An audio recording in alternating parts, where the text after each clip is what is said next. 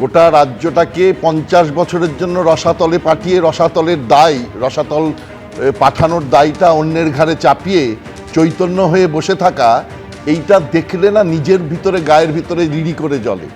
এই যে যাদের নামগুলো বললেন, যে কাউন্সিলরের নাম বললেন, যে এমপির নাম বললেন, যিনি দীর্ঘদিন ধরে অ্যাডভোকেট জেনারেল হয়েছিলেন, এরা বলতে পারেননি। এরা তো বলতে পারেনি, ঠিক আছে, তো নিজেরা তো পদত্যাগ করতে পারত, করেনি। তার কারণ নিজেরাও সুবিধাবাদী, নিজেরা প্রত্যেকে। এদেরকে আপনি দেখুন এরা কতখানি স্বার্থসিদ্ধি ঘটিয়েছে। আপনি রুবির থেকে আরম্ভ করে একবারে টালিগঞ্জ পর্যন্ত চলে যান, ফুটপাতে শুধু হকার বসিয়ে তাদের শোষণ করে 5 লাখ 7 লাখ টাকা করে নিয়ে এক একটা কাউন্সিলর কত সম্পদ বাড়িয়েছে। আজকে তারা এসে চৈতন্য সেজে এতে এসে বলছে যে না, আমরা চাই এ দল থেকে এই গায়ের নোংরাটাকে ঝেড়ে ফেলতে চাইছি। আসল ব্যাপার হচ্ছে তারা এখন সুযোগ সন্ধানী হয়ে আবার নতুন ক্ষমতার স্বপ্ন সন্ধানী হচ্ছেন, আবার কোনো প্রশাসনিক সুরক্ষার চেষ্টা চালাচ্ছেন।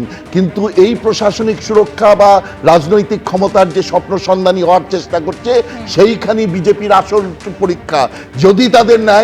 যদি তাদের নাই মানুষ ঘেন্না করবে আবার বিজেপিকে, যেভাবেই হোক তাদেরকে বন্ধ করতে হবে। আপনি এতক্ষণ পর্যন্ত যাদের কথা বললেন, যাদেরকে দেখালেন বা যাদের বাইক দেখালেন, তারা প্রত্যেকে কোনো না কোনোভাবে পদাধিকারী, অর্থাৎ তারা হয় মুখপাত্র নয় কোনো না কোনো জায়গায় তারা কোনো বিশিষ্ট পদে ছিলেন।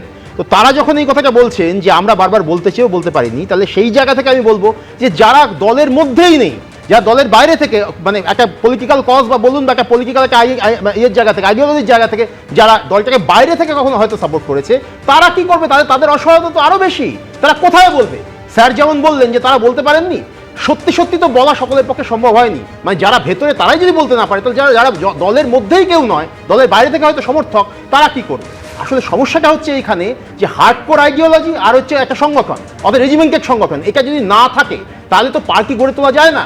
এই যে 15 বছরে সবচেয়ে বড় ব্যর্থতা যদি কিছু হয়, তাহলে সেটা হচ্ছে যে কোনো একটা হার্ডকোর আইডিওলজি তৈরি করতে না পারা এবং পার্টি সংগঠনটাকে একটা রেজিমেন্টেশনের মধ্যে দিয়ে না নিয়ে আসতে পারা। তার ফলে যেটা হয়েছে, বিভিন্ন জায়গায় অ্যাডহক ভিত্তিতে কোনো জায়গায় যখন যে ইস্যুটা দরকার হয়েছে সেরকমভাবে নিয়ে আসা হয়েছে সেই সমস্ত ইস্যুগুলোকে সামনে, আর যেখানে যে মানুষটাকে দিয়ে যে কাজটা করানো গেছে তাকে দিয়ে হয়তো সেই কাজটা করিয়ে নেওয়া হয়েছে।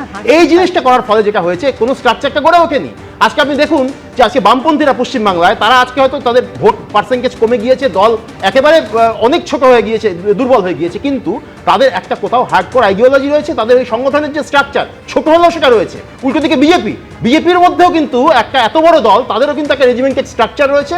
তাদের আইডিওলজির সঙ্গে আমি সহমত হই বা না হই, তাদের কিন্তু একটা ফিক্সড একটা আইডিওলজি আছে। এই আইডিওলজিটা যদি না থাকে তাহলে যেটা হবে, তাহলে এই ধরনের এই যে বারবার করে যে অভিযোগগুলো উঠছে, বা স্যার রবীন্দ্রনাথ স্যার যেটা বললেন, সেই অভিযোগগুলো তো এখন সত্যি হয়ে যাবেই আরো বেশি করে। তার জন্যেই এই যেটা দরকার ছিল, সেটা অনেক বেশি করে দরকার ছিল, সেটা হচ্ছে যে একটা ফিক্স কোনো একটা আইডিওলজির জায়গায় নিয়ে আসা।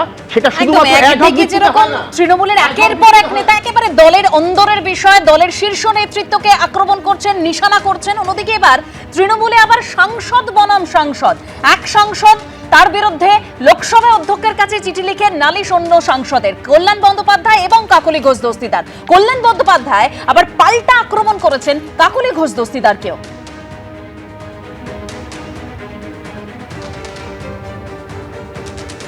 আমি যেটা করব সেটা হচ্ছে, এই যে নারদাতে উনি 5 লক্ষ টাকা নিয়েছিলেন, তার জন্য সিবিআই চার্জশিট ফাইল করেছে।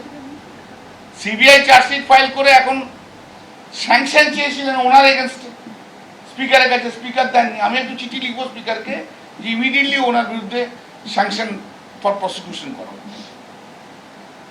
আপনি কেন করছেন না ওনার বিরুদ্ধে? যে ডিঅনেস্ট 5 লাখ টাকা নিয়েছে, ক্যামেরায় ধরা পড়েছে, সিবিআই ইনভেস্টিগেশন করেছে, সিবিআই চার্জশিট দিয়েছে, যেখানে পশ্চিমবাংলার অনেক মন্ত্রীরা একসময় অ্যারেস্ট হয়েছে, তাহলে উনি কেন প্রিভিলেজ ক্লাসে করবেন? আপনি কেন স্যাংশন দিচ্ছেন? একই কেসে দুরকম তো হয় না। যেখানে গভর্নর ওখানে স্যাংশন দিয়েছে, এখানে স্পিকার কেন স্যাংশন দেবে? সেটাও আমাকে ভাবতে, আমি লিখবো ওনাকে, তারপর পরবর্তীকালে কি করতে হয় আমি দেখবো। উনি আমাকে বলে দেবেন আমি অশিক্ষিত, নারী বিদ্বেষী, উনি যা ইচ্ছা বলতে পারেন। কাঁচের ঘরে থেকে না ঢিল ছোড়া যায় না। এবিপি আনন্দ, এগিয়ে থাকে, এগিয়ে রাখে।